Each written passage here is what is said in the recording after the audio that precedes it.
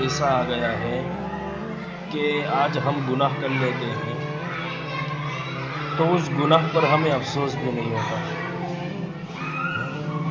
یہ بہت کم سینے کی بات ہے اور اس کے اندر بہت غور کرنے کی ضرورت ہے، کیونکہ آج ہم گناہ کرتے ہیں، حالانکہ اللہ تبارک و تعالیٰ سب کچھ دیکھ رہا ہے کہ ہم کیا کچھ کر رہے ہیں، پھر بھی اللہ کا خوف ہمارے دلوں سے اس طرح نکلا ہوا ہے کہ ہمیں ذرا بھی اس کا ڈر نہیں کہ اللہ تعالیٰ ہمیں دیکھ رہا ہے.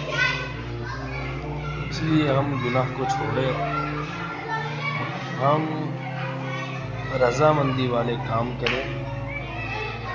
رضامندی بھی کس کی؟ کسی انسان کے لیے نہیں.